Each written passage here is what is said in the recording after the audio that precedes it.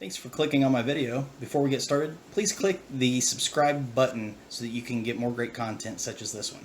Thanks. My channel. I'm your host, Tony Coleman, and today I'm going to give you kind of a rundown of Redpocket.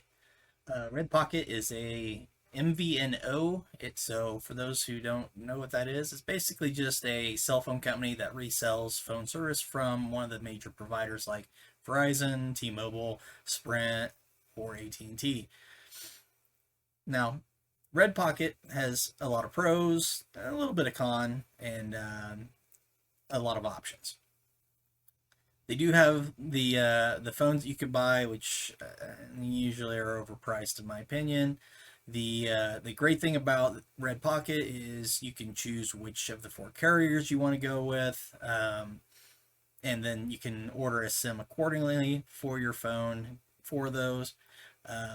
Sometimes the website is confusing. Like if you look at the plans, it'll tell you what they currently got, like the $20 plan, $30 plan, 40, 50, all this stuff. Sometimes they'll even tell you you can get plans on eBay, annual plans, where you can actually get some really good pricing if you pay for a whole year up front. They got data only plans or what have you.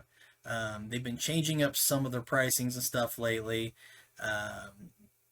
They had them for about $10 a month. I'll kind of get into that here in a moment because that was a pro at one time and became a big con for me after a while. So on the plans, the service actually worked well. I was using the GSM-A, which is an AT&T SIM.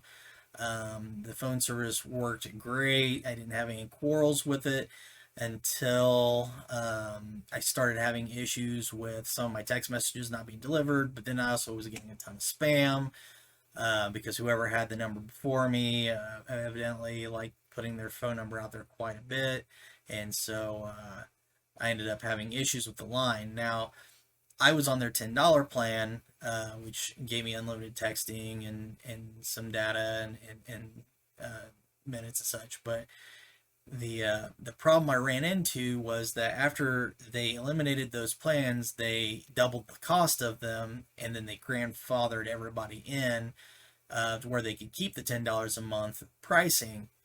But I contacted support and asked them to change my phone number because I wanted to rectify those 2 problems I mentioned I started having. And the rep failed to tell me that by doing so, I would lose the grandfathering of the pricing and would have to end up paying twice as much for my phone service afterwards. So they went ahead, they changed the phone number, it corrected all the issues, and then one day my phone service just stopped working because my auto pay did not go through, and didn't go through because of how Redpocket handles phone number changes. With Redpocket, and I can show you in my account here, I still have my service listed in there. I don't have either of these phone numbers, so I don't care if you see them, because if you call them, send text to them, whatever, you're not going to get a hold of me because I don't have these lines anymore. But this was the old line.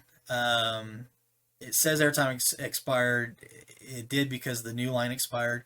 But what happened is I changed it from this number to this number, and this number wasn't showing up under my account. This one still was. How Redpocket does it, if you change your phone number, you have to actually manually add the line to your account by going to add a line, add existing Redpocket line, and then you basically just put in the info that it requests, and then it just magically appears here, and it will mimic the phone number that you already had on there. But the problem was that you couldn't add an auto pay to continue the grandfathered plan, and therefore the service just expired on you. It's very annoying because no matter how much you plead with support saying, hey, this wasn't my fault, you guys dropped the ball, they didn't care, they don't have any way of adding the old plan back to the new phone number. And if they just handled the accounts like most other providers where they just change your phone number instead of changing your account, it probably wouldn't have been a problem. But since they seem to list each phone number differently, as if it's a different account each time, it kind of screwed me. I lost my phone number and basically said, gave him the finger because I didn't want to pay twice the money for the same service that I should have been getting. So that was my only negative experience with Redpocket. They send out SIMs in a decent time frame. They were easy to set up. They do have the online chat, which I think is a lot better than calling support.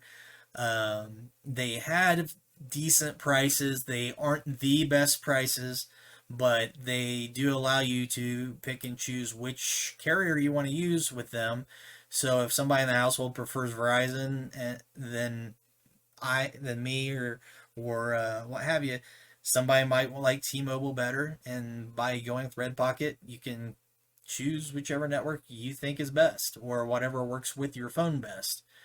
You may have an older Sprint phone that only works on CDMA on Sprint, and so you may need that SIM just to have the service. And Redpocket, you can cater to pretty much all four networks in one place. So they have been changing the prices quite a bit. The services they were offering last month, they still had the T-Mobile deal, or the SIMs for T-Mobile could go down as low as $10, which is this plan. However, if you click on plans, you don't see it. You have to go to deals to see that. Now, if you see the $10 deal, that is going to be the T-Mobile SIM. They don't offer the $10 pricing on the other three carriers anymore. So keep that in mind. If you go to place the order on that, you will need a T-Mobile capable phone and need to order the GSM-T SIM card for it. So this does change periodically. So if you come back in a month, that may not even be an option, or they may change it again and have different ones. But I just wanted to show that because their website is poorly designed, in my opinion. It's not very innovative. Like I was showing you, by having to add your own lines back to it when a phone number changed, they don't even tell you have to do that when you're talking to support. So they really need to find somebody to design their page better, keep up on the offers, and make them a little bit more clear. I've seen this ad here where last month they were promoting all four of the carriers is only $10 a month, and the only way you knew it was a 1 month for 50% off deal was if you clicked on a specific part of the website. But if you just went to the plans and clicked on it, it didn't say anything about it only being $10 a month for the first month. So you kind of got to do your research with them, verify. I wouldn't even just click on the plans. I would get a whole support and say, hey, this is what I'm ordering.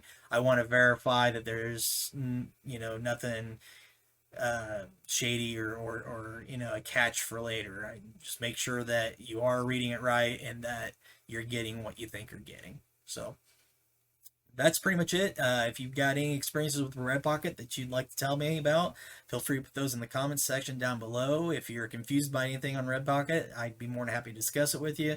I may get more Redpocket SIMs in the future. Right now, I'm exploring some of the other carriers.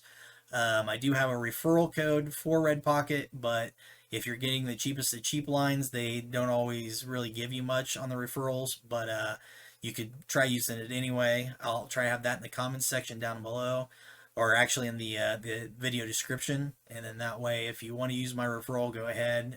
It should give us both something, but it kind of changes sometimes, so don't expect a lot out of it. But that's all I got for you today on this. Until next time, have a good one.